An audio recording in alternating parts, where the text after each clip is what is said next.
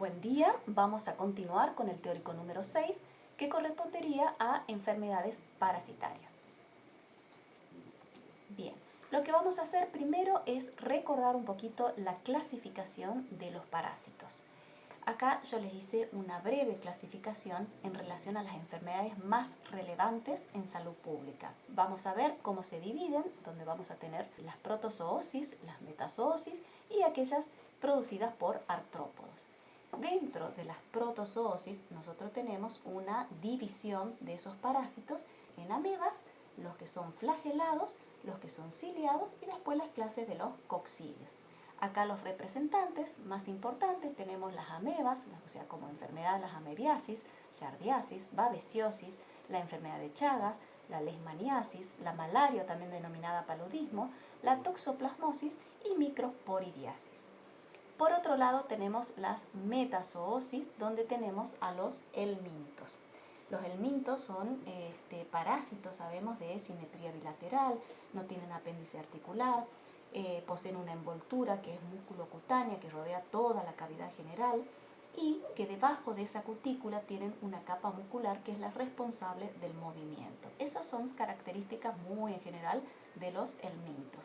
Estos se pueden dividir en nemathelmintos y plathelmintos. Dentro del grupo de los nemathelmintos tenemos que comúnmente lo denominamos como gusanos redondos. Estos gusanos redondos presentan una cavidad general, que son de sexos separados, no tienen órganos de fijación del tipo de ventosas y no poseen segmentación en su cuerpo, como características muy generales. Los representantes, acá tenemos, o mejor dicho, las enfermedades, son la ascariasis, dioctofimiasis, la filariasis, ancilostomiasis, toxocariasis y trichinelosis. Por otro lado, tenemos al grupo de los plathelmintos, que son los gusanos comúnmente denominados planos o chatos. Y acá teníamos dos grupos que eran los tremátodes y los estodes. Los tremátodes que están representados por parásitos que son aplanados dorsoventralmente en forma de hojas y sus representantes fasciolasis, fascioliasis y equistosomiasis. Y luego tenemos los estodes, que son parásitos que tienen la característica de ser segmentados, no presentan una cavidad general, son hermafroditas, tienen un aparato digestivo bastante incompleto o ausente y tienen presencia de órganos de fijación. En este caso, como representante, tenemos a las teniasis, ¿sí? Como tenia solio y mesaginata, como enfermedades. Luego tenemos las cisticercosis, que son provocadas por las tenias, pero en su estado larval, el cual producen los cisticercus. Esto es importante que sepan diferenciar como enfermedad. Teniasis es una cosa y cisticercosis es otra cosa, ¿sí?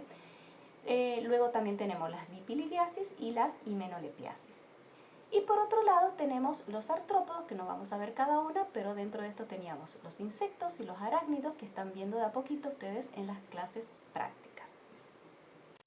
Hoy el médico veterinario juega un rol muy importante en la salud pública que antiguamente no enfocaba. La formación del médico veterinario, o sea, el perfil que tenía el veterinario, estaba dirigido específicamente al animal y a la reproducción animal, ¿sí? Todo ese paradigma fue cambiando, fue evolucionando y se comenzó a ver otros aspectos. Por un lado, todas las enfermedades que eran zoonóticas. Por otro lado, el animal de compañía pasó a tener también otro trato donde surge la tenencia responsable, que si medimos en el tiempo, justamente la tenencia responsable es algo nuevo. Y también por otro lado, creció también el contacto del hombre con los animales silvestres. Hoy, como ya nombramos en los teóricos anteriores, existe una relación importante entre lo que es el movimiento de esas enfermedades y el cambio climático, lo que es el calentamiento global, etc. Y en este escenario es cuando nosotros identificamos que las enfermedades comienzan a extenderse más, digamos, del área geográfica que habitualmente se encontraban. También emergen nuevas enfermedades y afectan a mayor número de personas de lo habitual o también de los animales. Ahora, existen enfermedades que son específicas y que tienen un interés en salud pública a nivel mundial. Un grupo de estas enfermedades justamente está constituida por lo que denominamos enfermedades tropicales desatendidas. La OMS las define como: son aquellas enfermedades de cualquier etiología, es decir, que no solamente son parasitarias, y que van a proliferar en entornos que son empobrecidos, especialmente en ambientes que son calurosos, húmedos, de climas tropicales. Pero si bien nosotros en Argentina, nuestro país no es de clima tropical, sí poseemos un clima que es subtropical con altas temperaturas, sobre todo en el norte argentino. Y si sumamos a esta característica, tenemos también un alto índice de pobreza, que son en realidad los elementos necesarios para estar dentro de este contexto o categoría de enfermedades tropicales desatendidas. Es justamente por eso que muchas de las enfermedades desatendidas identificadas por la OMS a nivel mundial se encuentran de manera importante en nuestro país. Otro punto para resaltar es que lo que recalca la OMS justamente es que la mayoría de esas enfermedades son de origen parasitario y son transmitidas por mosquito, mosca, flebótomos, vinchuca, etc. Obviamente que hay otras, no menos importantes, que son transmitidas por agua y también por suelo, o sea, los suelos infectados. Lo que sí se puede llegar a destacar o aseverar es que los ciclos de transmisión se van perpetuando por los propios efectos de todo lo que es la contaminación ambiental y también por las malas condiciones de vida y de higiene. Mientras que en otras regiones geográficas que tienen un mejor nivel de vida e higiene, estas enfermedades van desapareciendo. Bien, acá ustedes pueden observar todas las enfermedades que son tropicales y desatendidas, ¿sí?, que declara la OMS. Y acá lo importante, justamente yo les puse de este lado, al lado derecho, todas las que son parasitarias. Como podrán ver, el porcentaje es mayoritario con respecto al resto de las enfermedades víricas y bacterianas, ¿sí? Dentro de las otras que no son parasitarias, por ejemplo el dengue, que es una enfermedad igual que la rabia vírica.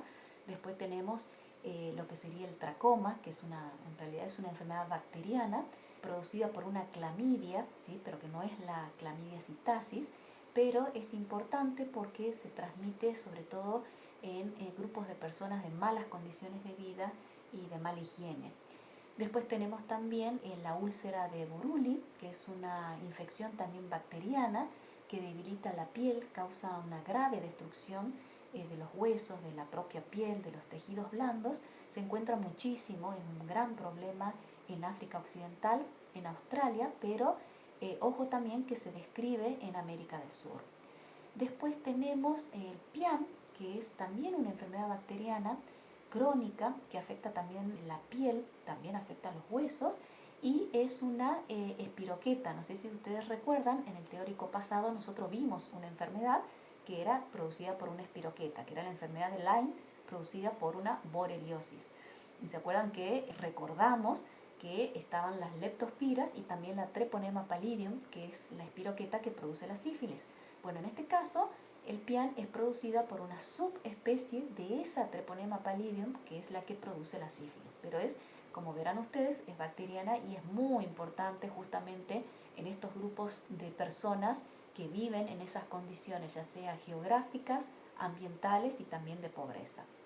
Y bueno, después también tenemos la lepra, que también es una enfermedad bacteriana, infecciosa, bastante compleja, que si bien escuchamos mucho sobre la lepra hace décadas anteriores, es una enfermedad que comienza nuevamente a emerger.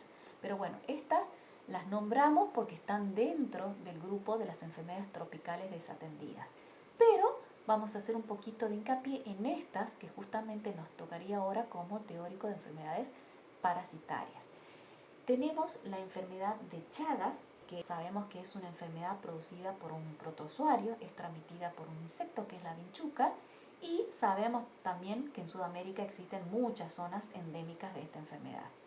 Después tenemos la trypanosomiasis africana humana, que se llama también enfermedad del sueño, que es una parasitosis que se transmite por una mosca y es muy grave porque afecta al sistema nervioso central, por lo tanto tiene alta mortalidad y sobre todo se encuentra en África y en algunos países asiáticos también.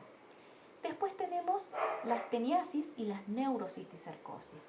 Es una infección causada justamente la teniasis por las tenias adultas. Y la cisticercosis se produce cuando el ser humano ingiere huevos de esas tenias y se transforman en las larvas en distintos tejidos y producen los neurocisticercos. Esto también es importante y sabemos también que tenemos acá en Argentina y en Sudamérica. Esto van a ver también en el práctico. Después tenemos la dracunculosis, que es un parásito nemátodo, es un parásito largo, filiforme, es lo que están acá pueden observar en esta imagen. Es un parásito que afecta a muchísimas personas de África, de Asia, y se contrae exclusivamente al beber agua contaminada con una pulga de agua que obviamente está infectada con ese parásito. Después tenemos también la echinococosis, que también ustedes conocen acá en Sudamérica, en Argentina, que es una infección provocada por las larvas de las tenias que forman los quistes en el ser humano. La transmisión se produce al ingerir los huevos de los parásitos, que suelen eliminarse por las heces de los perros y también de algunos otros animales que son salvajes. Esto también lo van a ver en el práctico. Después tenemos las trematodosis, pero que son de transmisión alimentarias. Son infecciones que van a ser contraídas por el consumo de pescados, de verduras, de crustáceos, que obviamente van a estar contaminados con larvas de ese parásito. Después tenemos las filariasis linfáticas. Acá pueden observar lo que es una filariasis linfática, que es una infección transmitida por vectores, por mosquitos, que en este caso ocasionan el agrandamiento anormal de las extremidades y también de los órganos genitales, que también comúnmente se denomina elefantiasis, y provocan alteraciones, ¿sí?, en todo el sistema. Hay que tener en cuenta que estas filariasis se dividen en tres grupos importantes. Son linfáticas, después las subcutáneas y las serosas. En la región de América existen, ojo que no solamente esto se da en África y en Asia, que es bastante común, pero también en América existe la filariasis que es de tipo linfática, ¿sí?, y se encuentra en varios puntos del norte de Brasil. Bien, después tenemos la oncocercosis. Oncocercosis, acá pueden llegar a ver en esta imagen, denominada también ceguera de los ríos. También es un nematode filarial, ¿sí?, que es una infección que se transmite al ser humano por la picadura también de una mosca llamada comúnmente mosca negra.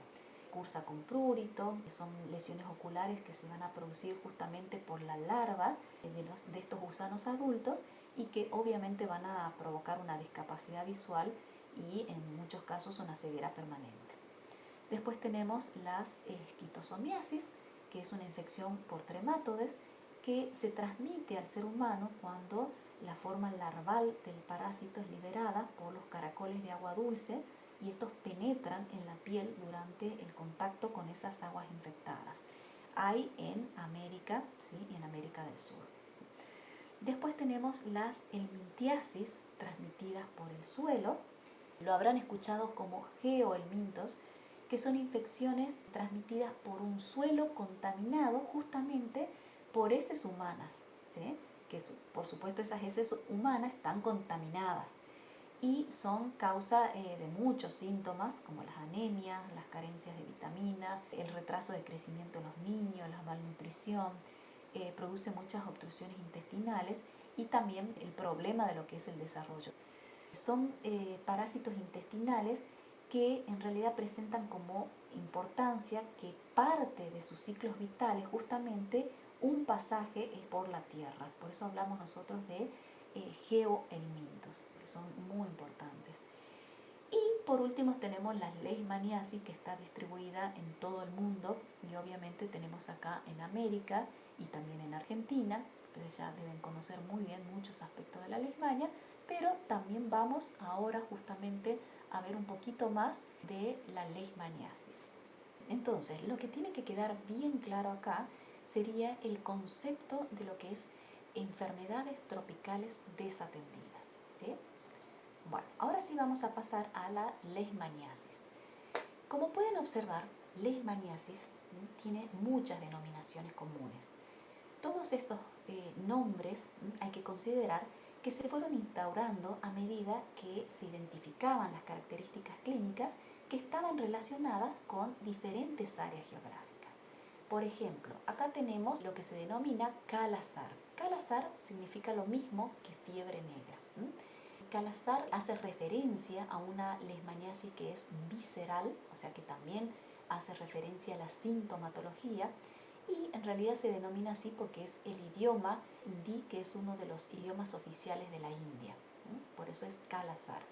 También tenemos la fiebre de Dum-Dum, ¿sí? Que también hace referencia a una zona geográfica, porque es una zona cerca de Calcuta que también es de la India. Después tenemos la inflamación oriental, que también es una localización geográfica en Oriente, donde se asentó la identificación de, sobre todo, de las úlceras. Por eso hablábamos de inflamación oriental o también úlcera oriental. Pero, como pueden observar, todas estas denominaciones son del viejo continente, no son de América. Y acá tenemos también otra que es inflamación tropical, que está relacionada con todas las zonas tropicales. Y después todas estas otras que tenemos acá como UTA, úlcera del chiclero, Aleppo boy, Pian boy y Espundia, son denominaciones americanas, ¿sí? Y que hacen sobre todo referencia a leishmaniasis que no son visceral, como en este caso, sino son leishmaniasis cutánea. Por ejemplo, en el caso de UTA es una denominación del Perú que también relaciona mucho con lo que es la leishmania en una zona geográfica específica. Por eso también se la denomina leishmaniasis andina. Estas se daban como úlceras húmedas en el rostro. Hace referencia, como les dije anteriormente, a una leishmania más bien cutánea, que era muy parecida a lo que sería en la clínica al botón de Oriente. Entonces los investigadores de aquella época comenzaron a relacionar esta presentación con el botón de Oriente, que era una presentación del viejo continente.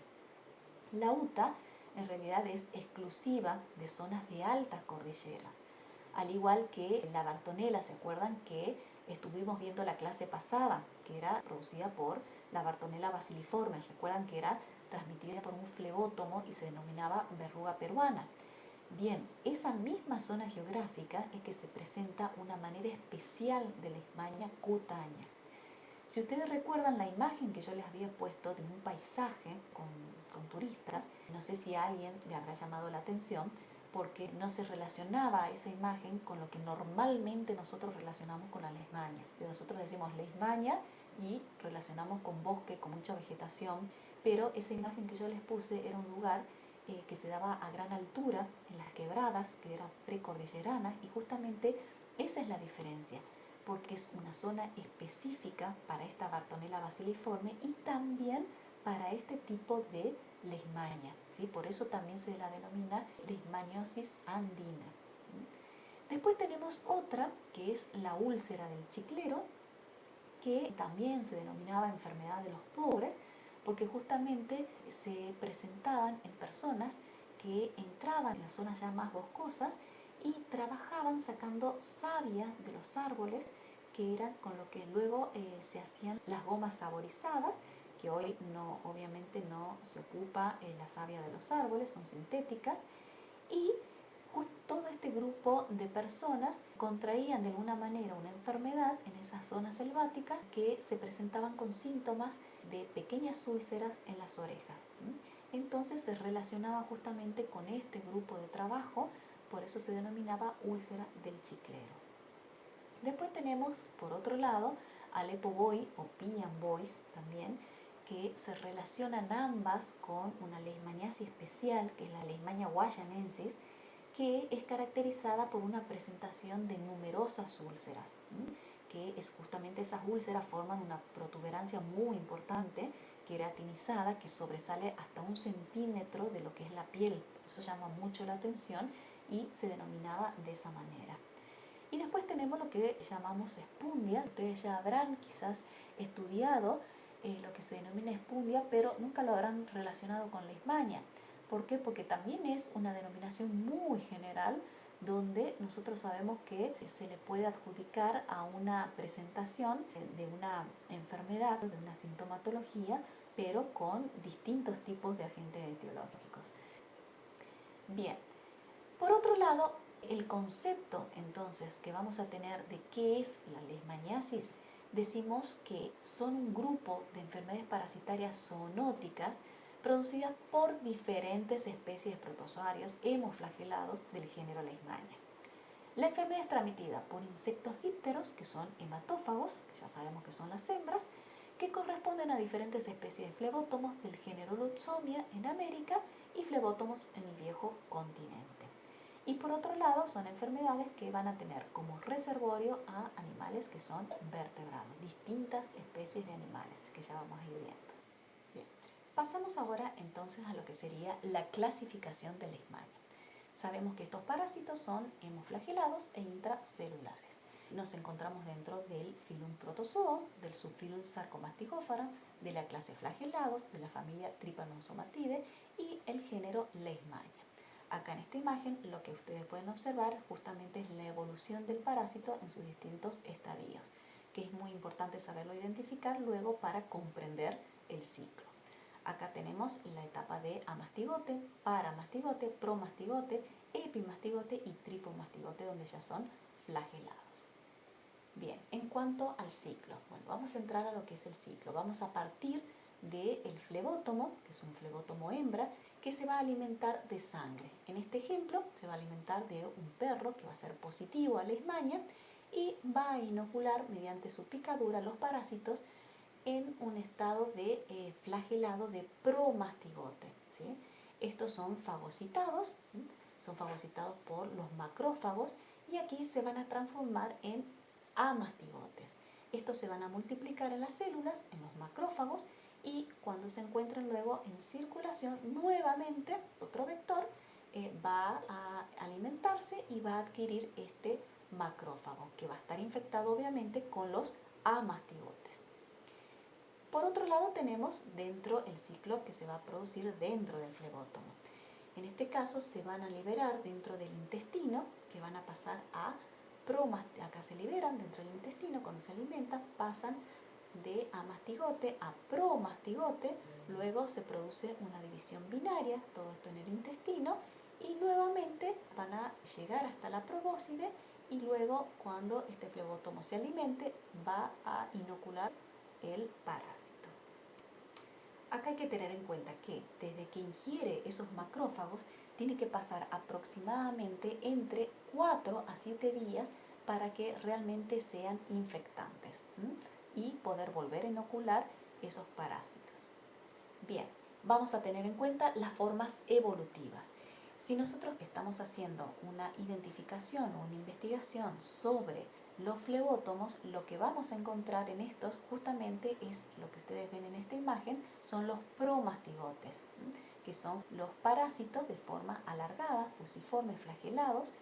Y por otro lado, si nosotros queremos hacer una identificación de Leishmania en los reservorios o los huéspedes que son susceptibles, lo que nosotros vamos a encontrar son los amastigotes, que son estos que encontramos en esta figura, donde son de forma oval dentro de los macrófagos, o si ya se produjo la lisis, también lo podemos encontrar fuera de esos macrófagos.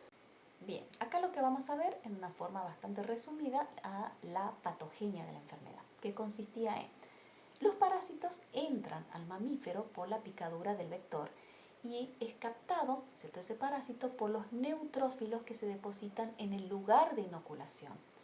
Pero por otro lado también tenemos que pueden ser captados directamente por los macrófagos y no por estos neutrófilos. Si seguimos esta línea, luego los parásitos van a ser liberados y captados por los macrófagos, por un mastigote, y estos producen un cambio en su constitución, en la superficie del parásito, que los va a hacer resistente a las citólisis. Acá tenemos dos vías que son descritas. Por un lado tenemos a los neutrófilos que liberan a los parásitos y estos son captados por los macrófagos, y por otro lado tenemos los macrófagos que fagocitan a los neutrófilos que ya están infectados con el parásito. Si nosotros seguimos esta línea, que sería la línea 1, tenemos que el macrófago se une con el parásito por medio de proteínas de superficie, que va a favorecer la opsonización de los promastigotes y la unión a esos receptores de macrófago, Y una vez que están adheridos, se produce la fagocitosis del parásito por parte de los macrófagos y la transformación de estos en amastigotes. Luego, esos amastigotes se van a multiplicar dentro del macrófago y se va a producir la lisis de este con la liberación de los parásitos que infectan a nuevos macrófagos. Entonces, lo que hay que tener en cuenta que sería una forma es tener a los promastigotes que van a contactar con los macrófagos y van a entrar a estos macrófagos y se van a transformar en amastigotes directamente. Y por otro lado podemos tener otra vía donde estos promastigotes se van a contactar pero con los neutrófilos y van a hacer una entrada silenciosa, ¿no es cierto?, de ese parásito en el neutrófilo. Este neutrófilo se va a convertir en un neutrófilo apoptótico infectado y luego este es el que va a ser fagocitado por un macrófago. Entonces acá sí vamos a pasar a una infección silenciosa de la célula huésped final. Este tiene un tiempo determinado, aproximadamente como en los neutrófilos, de 48 horas y luego hasta 72 para el pasaje del neutrófilo al macrófago. Bien, ahora lo que vamos a pasar a ver es la clasificación de la leishmania. Nosotros sabemos que muchos clasifican a la leishmaniasis en un complejo visceral y también cutáneo. Es una clasificación que se utiliza mucho en la clínica diaria, pero para los que son entendidos o especialistas en el tema no es una clasificación tan adecuada, porque en realidad trae muchas confusiones. Justamente ¿por qué? Porque hay otros factores que van a influir en que esa parasitosis se comporte como visceral o se comporte como cutánea, ¿sí? Tenemos factores como la distribución geográfica, que va a estar íntimamente ligada a esas manifestaciones clínicas, y también las características epidemiológicas del lugar, que van a estar dadas por el huésped susceptible, el huésped reservorio y también por el tipo de vectores. Por lo tanto, lo que vamos a hacer es ver una clasificación que está dada por las diferentes especies, es decir, los distintos agentes etiológicos. A grandes rasgos vamos a ver una clasificación que se da de acuerdo al lugar del tracto digestivo del vector donde se va a desarrollar la leishmania y se va a multiplicar. Y se divide en dos subgéneros. Tenemos el subgénero leishmania, ¿sí?, donde la leishmania se va a multiplicar en la porción anterior y media del intestino del flebótomo. Y tenemos el subgénero Viania, donde esa leishmania se va a multiplicar en la porción media y posterior del flebótomo. Entonces, de acuerdo a la ubicación que tiene la leishmania en el intestino del flebótomo, la dividimos en el subgénero leishmania y el subgénero Viania. Acá tenemos que el subgénero leishmania lo vamos a encontrar en el Viejo y en el Nuevo Mundo. Y vamos a tener sus representantes, que vamos a ver después, como la leishmania trópica, donovani y mexicana. Y por otro lado tenemos el subgénero Viania, que es en realidad autóctono de América, es decir, que únicamente lo vamos a encontrar en América. Y acá tenemos el complejo brasiliensis, panamensis, etc. Tenemos un gran número de especies. Ahora vamos a pasar a ver una clasificación que yo les hice, no para que nosotros nos acordemos todas estas especies, sino simplemente para que nosotros podamos entender, ¿sí?, lo complejo que es el comportamiento de la leishmaniasis y poder relacionar con los agentes etiológicos específicos, ¿sí? Entonces, acá vamos a ver el género, que teníamos el género Leishmania, y luego vamos a clasificarlo, como dijimos anteriormente, en los subgéneros. Teníamos el subgénero Leishmania por un lado y el subgénero Viania por otro lado, que era de acuerdo al lugar del intestino del vector donde se multiplicaba la leishmania, que es lo que dijimos anteriormente. Dentro de este subgénero vamos a encontrar varios complejos de leishmania con sus diferentes especies. Todas estas que están acá son las diferentes especies. Y como ustedes pueden observar, todas las que están acá en amarillo entrarían dentro de el subgénero Leishmania. ¿Qué es lo que queremos ver de acá? Por ejemplo, vamos a tener el complejo Donovani, que es el complejo donde se encuentran las especies que van a producir Leishmania visceral, ¿sí? Entonces, acá tenemos Donovani e Infantum, que se encuentran en el Viejo Mundo, y también tenemos a Infantum, que se denomina Chagassi en América. Algunos hablan que es una subespecie de Infantum, pero también produce una leishmaniasis del tipo visceral. Pero no todas se producen de la misma manera, ya que, por ejemplo, Donovani es especial por su forma de transmisión y por los huéspedes reservorios. Justamente Donovani es una antroponosis, es decir, que es la única leishmania del tipo visceral que se puede transmitir de hombre a hombre por medio de un vector que es específico, porque se alimenta únicamente de sangre del hombre. Por eso hablamos de una antroponosis. Por otro lado, nosotros tenemos el complejo trópica, que son las leishmanias que normalmente se denominan cutáneas del Viejo Mundo. Acá tenemos como representante a la leishmania trópica, major y etiópica, pero estas están dentro del complejo de las cutáneas. Pero ¿qué pasa? La trópica, que también tiene la misma característica que la Donovani, que es una antroponosis, tiene algo más que es importante destacar acá en esta clasificación, que el comportamiento que va a tener en la India es visceral. Entonces, si yo tendría que clasificar a esta especie de leishmania, ¿en qué grupo pongo? ¿Las pongo en el grupo de las leishmanias cutáneas o la coloco en el grupo de las leishmanias visceral? Y acá está la problemática cuando yo hago la clasificación de leishmanias viscerales y leishmanias cutáneas, porque no todas se van a comportar de la misma manera dependiendo muchísimos factores que vamos a ir viendo de a poco, y uno de esos factores en este caso es geográfico.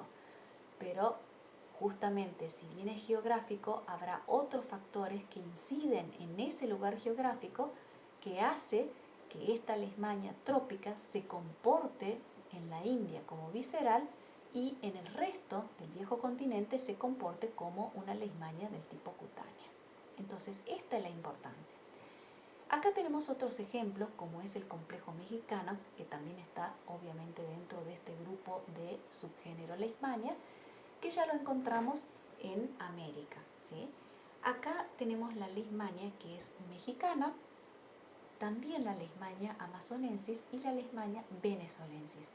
Este es un complejo de leishmania que se van a presentar de forma cutánea, pero también se pueden presentar de forma cutánea y cutánea difusa, en este caso en la mexicana y en la amazonensis, no así en la venezolensis. Entonces, ¿de qué va a depender? Las voy a colocar dentro de un complejo donde son leishmaniasis del tipo cutánea, son del tipo mucocutánea, o también podríamos decir que una de ellas se puede presentar como leishmania visceral, que sería la leishmania amazonensis. Entonces, bajo ciertas circunstancias, esta leishmania se va a presentar como visceral o también como cutánea, o también como cutánea difusa. Entonces, ¿en qué grupo clínicamente yo las pondría? Pasa exactamente lo mismo que en el complejo trópica con la leishmania trópica. ¿La pongo como leishmania visceral o como leishmania cutánea? ¿Cómo la clasifico? Todo va a depender del lugar geográfico y de la situación epidemiológica. Es por eso que justamente también es como decíamos anteriormente, que para los que están en el tema de la leishmaniasis es más confuso clasificar a las leishmanias de acuerdo a si son cutáneas o simplemente viscerales. Acá podemos tener, ya pasando a otro género, que sería el género Viania, tenemos otras leishmanias que ya serían únicamente de América, ¿sí? En este caso tenemos la leishmania, por ejemplo, brasiliensis, la leishmania guayanensis y panamensis, que son leishmanias tegumentarias y más conocidas como leishmanias cutáneas. Pero ¿qué pasa? Este tipo de leishmanias, bajo ciertas circunstancias del huésped susceptible y de la zona geográfica, pueden encontrarse dentro del grupo de las mucocutáneas, pueden pasar a ser mucocutáneas, pero no siempre, pueden quedar solamente como cutáneas. En este caso, algunas van a tener más probabilidad de pasar a ser mucocutáneas que otras, como en este caso yo les marqué acá, la brasiliensis y la panamensis tienen más probabilidad de pasar a ser mucocutáneas, pero bajo ciertos factores, menos la guayanensis, y la peruviana ya difícilmente se pase a una presentación mucocutánea. Ahora, ¿qué pasa si yo le cambio el huésped reservorio o el huésped susceptible? Esta misma leishmania, que sería la brasiliensis, en el caso de los mamíferos inferiores, es viscerotrópica. Entonces, nuevamente comienzo a pensar, ¿en qué grupo coloco a la leishmania brasiliensis? Yo normalmente la conozco, ya habrán estudiado sobre la leishmania cutánea, que la gran representante acá en América, en Sudamérica, es la leishmania brasiliensis, pero se comporta como cutánea en ciertas especies animales y en ciertos lugares geográficos. Entonces, lo que no tenemos que dejar de pensar es que una misma especie puede comportarse diferente según la zona geográfica y distintas especies animales, y también le vamos a sumar los vectores, que son los transmisores. Dependiendo del tipo de vector, también tiene más posibilidad que se convierta en mucocutánea o quede como cutánea, ¿sí? También tenemos que remarcar acá que hay otras especies, como son la leishmania yagüe, la insoni y naifi, que si bien son leishmanias tegumentarias, también pertenecen simplemente a ciclos que son selváticos y raramente se van a presentar en el hombre. Entonces, si bien son tegumentarias y se presentan en ciclos selváticos, y en estos ciclos selváticos la están manteniendo animales inferiores o mamíferos inferiores, probablemente pase lo mismo que pasa con brasiliensis y los roedores o mamíferos inferiores, que sean en algunos casos, en algunas especies animales, viscerotrópicas, y en otras especies quizás cutáneas, ¿sí? Entonces, lo que yo tengo que entender acá es que las manifestaciones clínicas no van a resultar siempre de los mismos agentes etiológicos, no van a ser agentes etiológicos específicos que van a producir esas manifestaciones clínicas específicas, ¿sí? Por ejemplo, yendo al mismo concepto, según la presentación clínica, yo diría que en el viejo mundo la leishmania infantum va a producir una leishmaniasis del tipo visceral, ¿sí? Pero yo tengo que esa presentación clínica por leishmania infantum en el hombre va a producir una leishmania visceral. Pero infantum en el perro, en el viejo mundo, presenta visceral y también cutánea, manifestación cutánea. Pero ¿qué pasa con otro huésped? Si hablamos del gato, la leishmania infantum presenta únicamente una manifestación cutánea. Y si hablamos de los equinos, también presentan una manifestación únicamente cutánea. Entonces, ¿de qué depende de que la presentación varíe a visceral cutánea o visceral cutánea con una misma especie? Y tenemos varias opciones que se pueden dar también esas varias. Depende de cepas, porque sabemos que dentro de una misma especie hay diferentes cepas, y también depende de las adaptaciones que tengan esas especies, incluso con sus cepas, a las diferentes especies animales, ¿sí? Entonces, de acuerdo a eso, podemos llegar a tener distintas manifestaciones. Entonces, lo que tenemos que pensar es que una misma leishmania, una misma especie de leishmania, va a poder tener una presentación cutánea o visceral dependiendo de qué, del área geográfica donde se halle, del huésped que vaya a parasitar, que va cambiando, y también del vector que forme parte de ese ciclo. Otro ejemplo de esta interpretación sería la enfermedad de Calazar. Nosotros sabemos que esta enfermedad es producida por la leishmania donovani, que es una leishmania que ya vimos que era antroponótica y que es una leishmania que la tenemos dentro del grupo de la leishmania visceral. Pero ¿qué pasa cuando pasa un tiempo, el paciente se recupera? Puede presentar una leishmania cutánea con el postcalazar, ¿sí?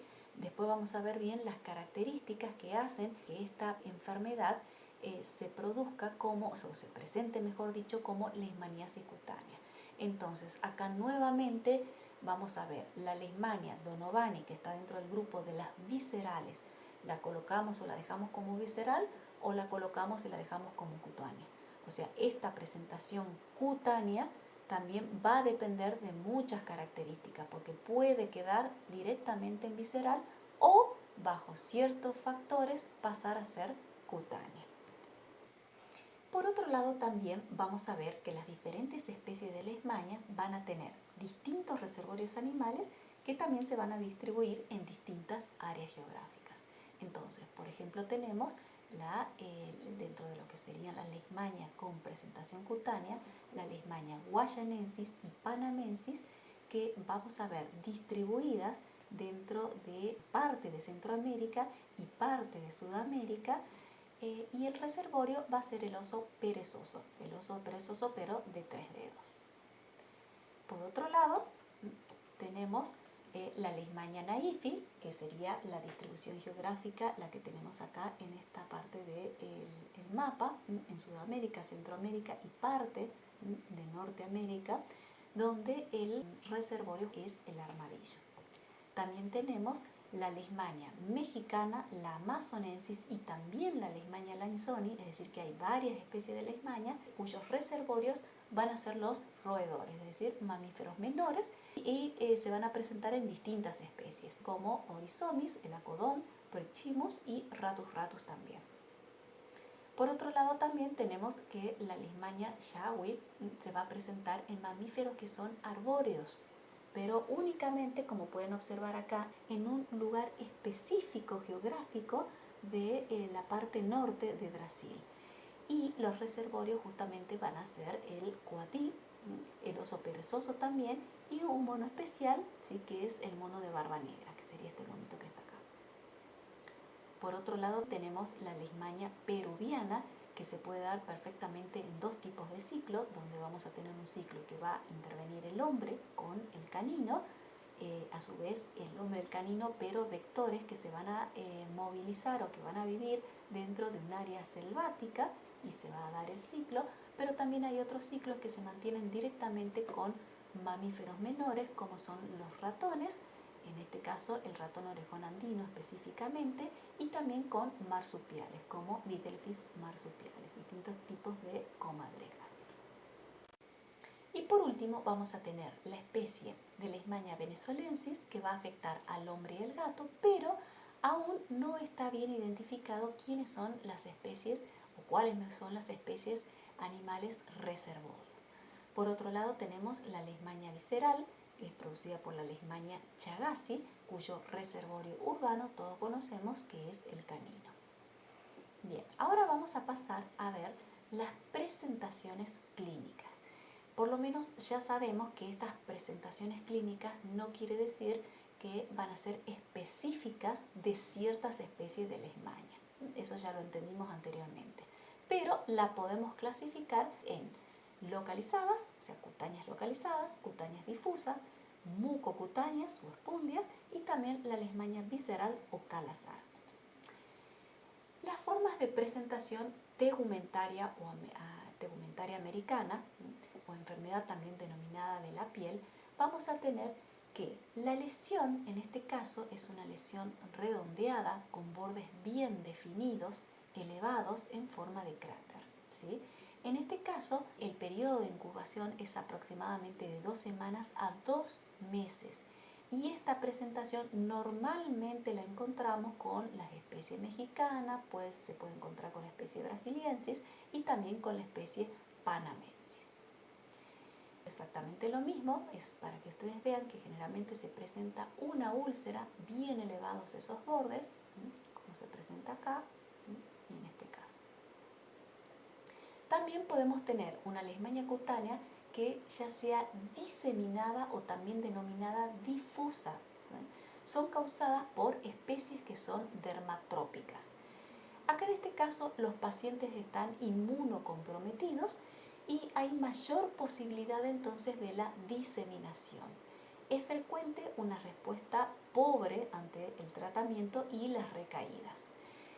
Se va a caracterizar por lesiones que son de tipo nodulares, con un gran número de parásitos que están diseminados prácticamente en todo el tegumento, esas lesiones nodulares, con excepción del cuero cabelludo, las regiones inguinales, axilar, genitales externos, las plantas de los pies y las palmas de las manos, aunque también se ha reportado excepciones. Y también vamos a tener de curso crónico, donde se van a presentar resistencia a los tratamientos. Se asocia mucho a recaídas, infecciones bacterianas secundarias y tenemos como característica que ante la biopsia de las lesiones se van a identificar macrófagos vaculados con abundantes amastigotes. Acá podemos observar que está la forma nodular, ¿sí? Una forma nodular cuando existen bajas defensas y diseminada. Acá exactamente lo mismo, hablamos de una leishmaniasis difusa del tipo leproide. Y luego pasamos a una presentación mucocutánea, también denominada espundia en Sudamérica. Las manifestaciones clínicas se van a dar muchos meses o años después de haberse resuelto una enfermedad cutánea. ¿Se acuerdan cuando hablábamos en la clasificación que teníamos ciertas especies que tenían más probabilidad que se conviertan o que pasen de cutáneas a mucocutáneas? Justamente se debe a la metástasis de las lesiones cutáneas que van a pasar a ser mucosas.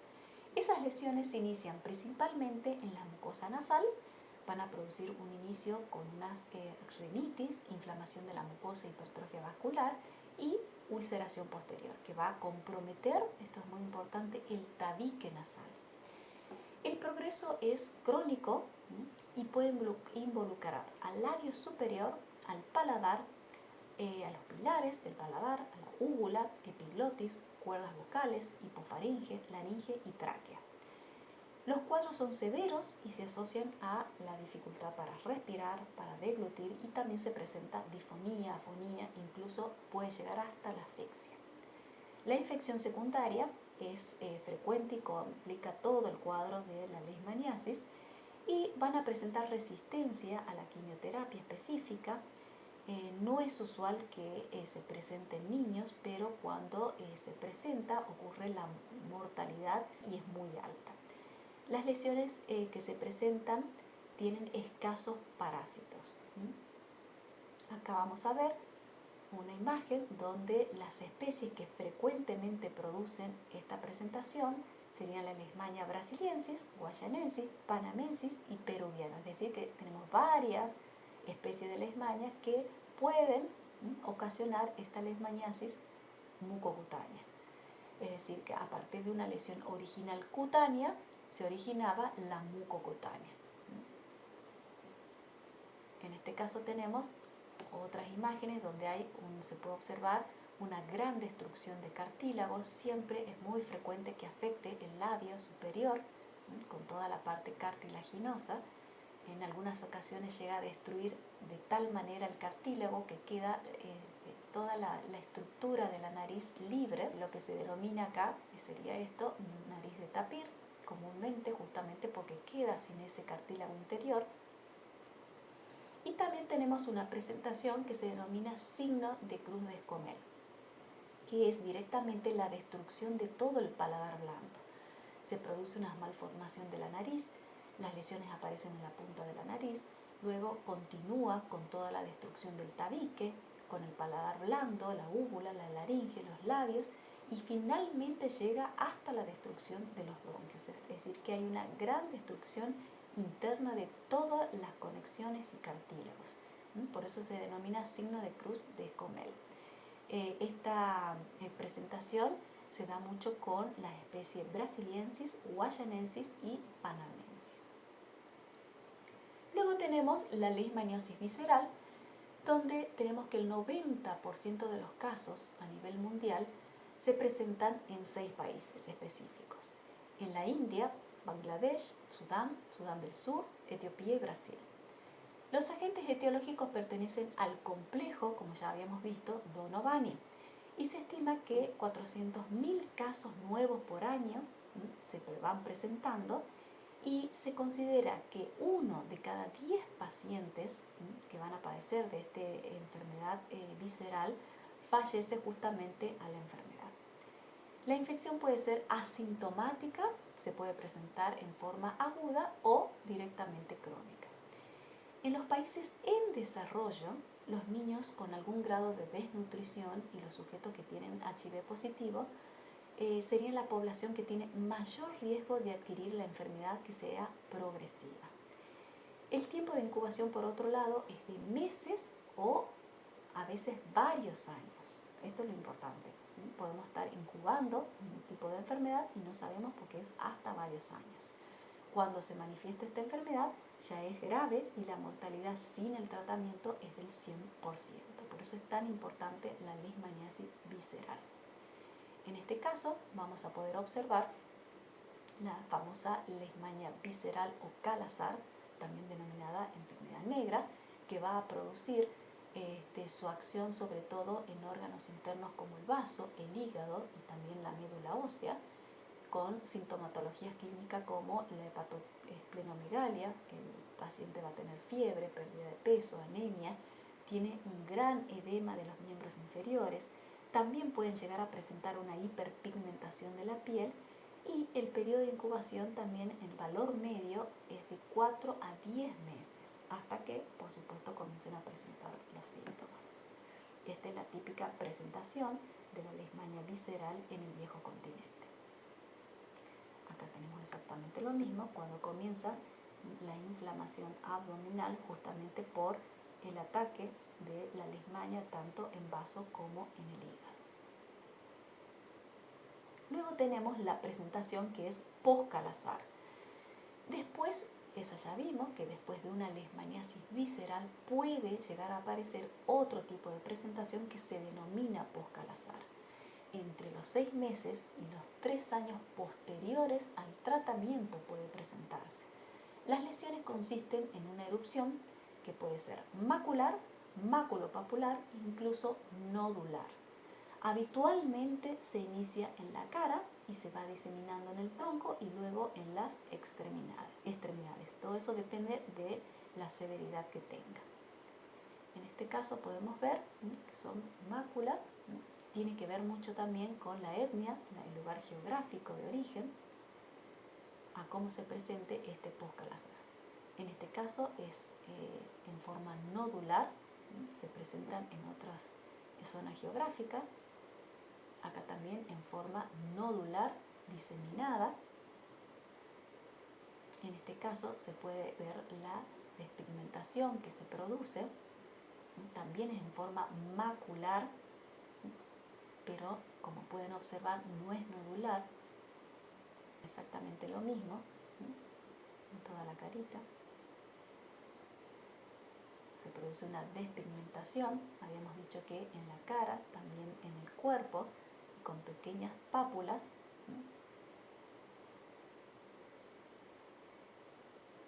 Acá exactamente lo mismo, tenemos varias características como la despigmentación de la piel, y también obviamente estamos hablando de una inflamación por los órganos internos.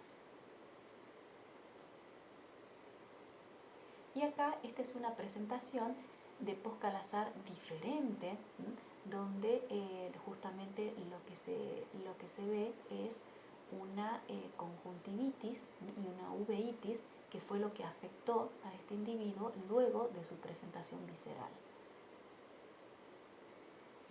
Esto llama la atención porque la presentación post-Kala-Azar en originarios tanto de Taiwán como de China casi siempre se presenta en forma nodular, nódulos que recubren todo el cuerpo, incluso si ustedes ven acá en la imagen, en la cara. Y acá viene la importancia de cómo se distribuye según área geográfica. Acá tenemos un post-Kala-Azar también, pero en una persona de Brasil, donde tenemos que esta leishmania, que es producida por Leishmania infantum, pero simplemente se producen como pequeñas lesiones en la piel, pero no llegan a ser, no hay despigmentación, no hay forma nodular, es decir, que es una forma menos grave de presentación. Entonces, acá lo que concluimos nuevamente es que una misma especie de leishmania, de acuerdo al huésped susceptible, variaba según la zona geográfica y la presentación clínica y la gravedad también iba a ser diferente. Bien, en América vamos a tener diferentes ciclos de transmisión. Tenemos, por un lado, el selvático, donde la enfermedad se mantiene con una enzootia entre animales que son silvestres y vectores propios del lugar. Tenemos un ciclo de transmisión rural, donde intervienen animales de producción como huéspedes susceptibles o también reservorios secundarios cuyos vectores están adaptados a ese ámbito. En este escenario se remarca la importancia de la interferencia de dos tipos de ciclos simultáneamente, dado la cercanía que puede existir entre ambos, es decir, un ciclo selvático con un ciclo perirural o un ciclo selvático con un ciclo peridoméstico, donde también podemos encontrar el vector adaptado al escenario rural o un vector común que va a compartir ambos ciclos. Además, señalar un ciclo de transmisión intradomiciliario donde los vectores tienen la posibilidad de alimentarse dentro del domicilio. Generalmente son escenarios rodeados de mucha vegetación y vectores que son antropofílicos. Y por último tenemos un ciclo de transmisión que es urbano, donde se pueden presentar dos escenarios. Un escenario con límites, como pueden observar acá, a zonas de vegetación, por lo tanto con posibilidad de unión de dos tipos de ciclo. Y otro, ¿sí?, como un escenario enteramente urbano con reservorios que ya son bien identificados y con un vector adaptado. Existen factores dependientes del reservorio que acompañan a este para que puedan cumplir su función como tal. Esos factores serían la alta densidad del animal y la alta enzootia, la proximidad entre el reservorio, el vector y el humano u otro animal sensible, y la evolución crónica de la infección. De la misma manera, existen factores que son dependientes del vector, que van a influir en que éste cumpla o no cumpla su función como tal. Entre estos tenemos la expectativa de vida del vector, la frecuencia con la que se alimenta el vector, la densidad de la población, la frecuencia media de picadura, la zoofilia o antropofilia, la endofilia y exofilia, es decir, que estén dentro o fuera de las casas, el alcance de vuelo, la metaciclogénesis, que es el tiempo del ciclo del parásito en el vector, los factores ambientales, donde sabemos que, por ejemplo, a más temperatura y humedad, menos es el desarrollo del parásito dentro del vector. Bien, entonces, por lo tanto, todos los integrantes de la cadena epidemiológica de la enfermedad, es decir, el parásito, el vector, el reservorio y huéspedes susceptibles, van a tener una distribución dinámica en un ambiente cambiante en el tiempo. Por lo tanto, todas las medidas que sean de prevención y control tendrán que ser adecuadas a estrategias a corto plazo y a escenarios específicos. Es por eso que la clave es una buena o correcta identificación de todos los elementos justamente de este escenario. Entonces, justamente el área de epidemiología es la adecuada para esta acción, donde se deberá determinar mediante diferentes herramientas epidemiológicas la circulación de especies de leishmania en diferentes animales que sean susceptibles y reservorios, tratar de determinar la circulación de las nuevas especies en un área geográfica, realizar el análisis estadístico de todos los datos para poder identificar variaciones en el tiempo de una especie, los cambios de escenarios de agentes etiológicos como los vectores y las nuevas formas de presentaciones tanto clínicas y también la resistencia de esos agentes etiológicos. Bien, en Argentina, en cuanto a lo que es la distribución epidemiológica, tenemos áreas de leishmaniasis de presentación cutánea que son endémicas y las vamos a tener en la provincia de Salta, Jujuy, Tucumán, Catamarca, Santiago del Estero, Chaco, Formosa, Misiones y Corrientes. Y en cuanto a el área geográfica de la leishmaniasis visceral, la presentación se va a realizar en forma de focos de transmisión autóctonos. Y estos se van a encontrar en la provincia de Misiones, Corrientes, Santiago del Estero y también Formosa. Esta es la distribución de brotes y de vectores que podemos observar en el mapa en Argentina. Bueno, ustedes pueden observar los puntos rojos, que es la localización de Lutzomia longipalpis, que es el vector transmisor de la leishmania chagassi. Los puntos que ustedes pueden observar acá en amarillo, estos que están por acá, es la distribución de Lutzomia neibai, que es el principal vector de transmisor de la leishmania brasiliensis. En el mapa que tenemos acá a la izquierda, podemos observar los brotes más importantes de leishmania hasta el periodo 2007. Para mayor información, ustedes pueden bajar el boletín del Ministerio de Salud de la Nación sobre leishmaniasis para conocer los últimos datos de casos y de distribución. Bien, acá tenemos el boletín integrado de vigilancia epidemiológica del Ministerio de Salud, donde, como vimos en la clase pasada, ustedes pueden observar las enfermedades, la distribución y los casos de las distintas presentaciones de los dos últimos años. Acá yo les bajé del 2018 y 2019, donde tenemos la leishmaniasis visceral. En la zona centro únicamente se presentó un caso en el 2019, en la zona de Cuyo no se presentaron casos, en la zona del NEA se presentaron 3 casos en el 2018 y 2019 se presentaron 2 casos, y en la zona del NOA, en el 2019 un caso, y en la zona sur ningún caso. Con respecto a la leishmaniasis cutánea, tenemos exactamente la misma distribución. En el 2018, en la zona centro, se presentaron 7 casos y en el 2019 2 casos. En la zona Cuyo se presentó un solo caso.